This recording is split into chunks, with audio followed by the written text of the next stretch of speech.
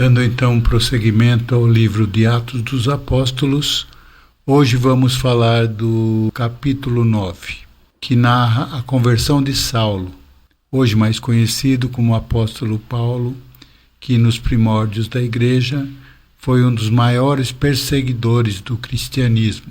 Porém, depois do seu encontro com Jesus no caminho de Damasco, transformou-se em um fervoroso defensor da fé. Este evento não só impactou a vida dele, mas também possibilitou a expansão do Evangelho para os gentios e para a igreja primitiva. Este capítulo é fundamental para entender como o Evangelho começou a se espalhar e também como a graça de Deus consegue transformar vidas.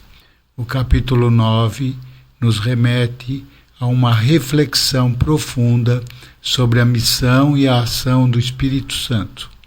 Tudo isso aconteceu entre os anos 30 e 33 depois de Cristo, logo após a ascensão de Jesus, com o início da disseminação do Evangelho por parte de seus discípulos.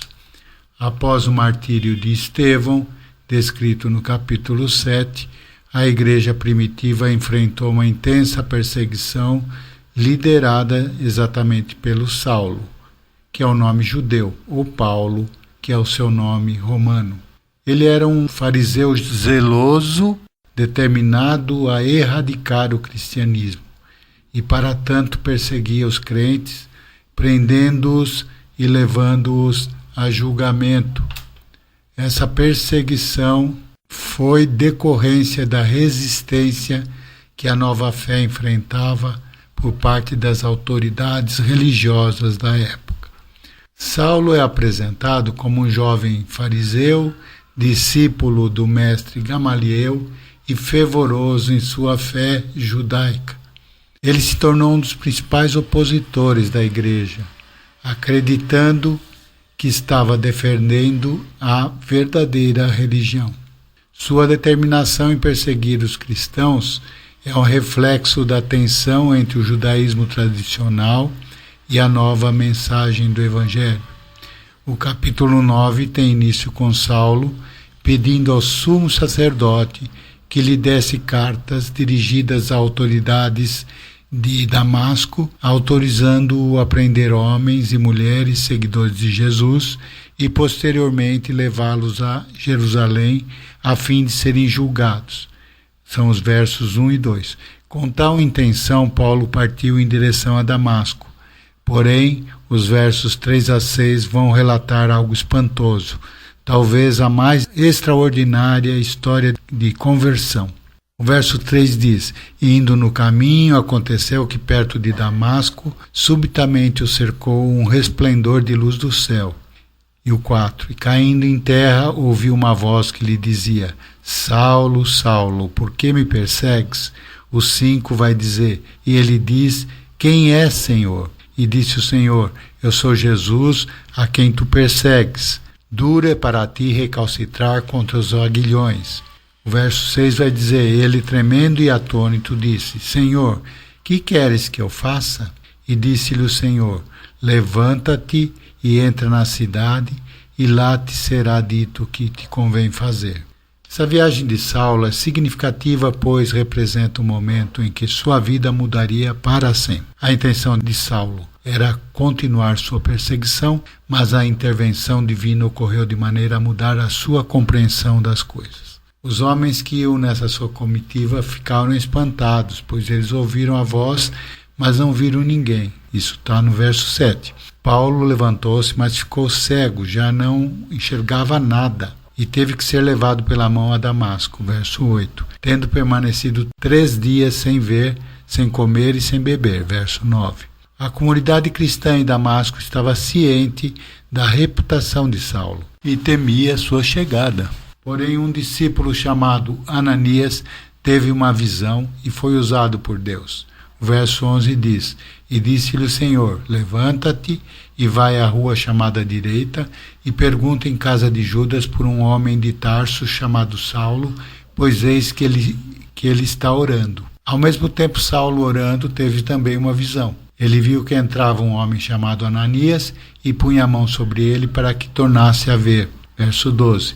Ananias, que sabia do que Saulo vinha fazendo até então, ficou desconfiado e tentou argumentar com o Senhor, pois sabia a respeito dos males que Paulo vinha causando aos seguidores de Jesus em Jerusalém, verso 13, e que sabia ter ele vindo a Damasco com autorização dos principais sacerdotes para prender a todos ali também, verso 14. Nos versos 15 e 16 vem a resposta do Senhor: vai, porque este é para mim um vaso escolhido, para levar o meu nome diante dos gentios e dos reis e dos filhos de Israel, e eu lhe mostrarei quanto deve padecer pelo meu nome. Os versos 17 a 19 mostram que Ananias obedeceu ao Senhor, foi até Saulo, impôs as mãos sobre ele e restaurou-lhe a visão. Saulo foi batizado, comeu após ter ficado sem comer por 3 dias, foi confortado pelos discípulos e permaneceu em Damasco com eles. Isso mostra que Deus já tinha um plano preparado para transformar a vida de Saulo.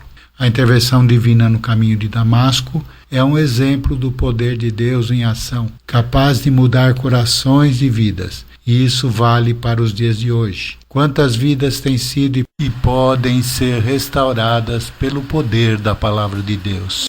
Em resumo, a conversão de Paulo nos convida a refletir sobre a possibilidade de transformação em nossas próprias vidas. Devemos considerar que todos podem usufruir da graça de Deus e que, assim como Saulo, todos nós temos a oportunidade de encontrar a verdadeira luz em Cristo. A mensagem é um lembrete da importância de estarmos abertos à ação de Deus e de permitir que Ele transforme nossos corações.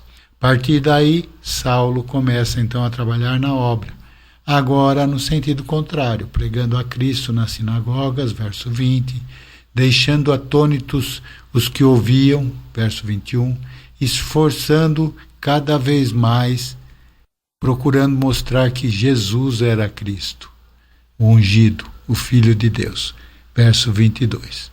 E a partir daí, Saulo passa de uma condição de perseguidor a perseguido. O verso 23 diz: e tendo passado muitos dias, os judeus tomaram conselho entre si para o matar. Na minha opinião, é incrível como os religiosos da época não tinham temor de Deus. Desobedeciam a todo o tempo o 6º dos 10 mandamentos dados por Deus a Moisés na tábua da lei: não matarás. Êxodo 20, verso 13. Os religiosos da época cogitaram de matar Lázaro, mataram Jesus, mataram Estevão e agora cogitavam de matar a Saulo. Saulo ficou sabendo disso e, como eles guardavam as portas da cidade de dia e de noite para que ele não fugisse, os discípulos o desceram pelo muro num cesto. Versos 24 e 25. Saulo voltou para Jerusalém, tentou se aproximar dos apóstolos, mas todos o temiam. Não acreditavam que ele tinha se tornado um discípulo de Jesus. Verso 26. Nesse sentido, recebeu a ajuda de Barnabé, que contou aos apóstolos tudo o que acontecera no caminho de Damasco e de como Paulo pregara ousadamente em nome de Jesus na cidade de Damasco. Verso 27. E Barnabé andava com Paulo para lá e para cá, em Jerusalém, onde este continuava a falar ousadamente no nome do Senhor Jesus. Mas a ameaça de morte contra Saulo continuava, e então o levaram para Cesareia e de lá para Tarso, sua cidade natal. Versos 28 a 30. Os versos 31 a 43 vão falar do crescimento da igreja e do ministério de Paulo. O verso 31 diz: assim, pois, as igrejas em toda a Judéia e Galiléia e Samaria tinham paz, e eram edificadas, e se multiplicavam, andando no temor do Senhor e consolação do Espírito Santo. Pedro andava de cidade em cidade, e quando visitou a cidade de Lida, curou um homem chamado Enéas, paralítico, que estava de cama há 8 anos. O verso 34 diz: e disse-lhe Pedro: Enéas, Jesus Cristo te dá saúde, levanta-te e faze a tua cama. E logo se levantou. O verso 35 diz: e viram-no todos os que habitavam em Lida e Sarona, os quais se converteram ao Senhor. Pedro andava cheio do Espírito Santo. Quando isso ocorre, milagres acontecem. Os versos 36 a 41 relatam outro milagre com intercessão de Pedro.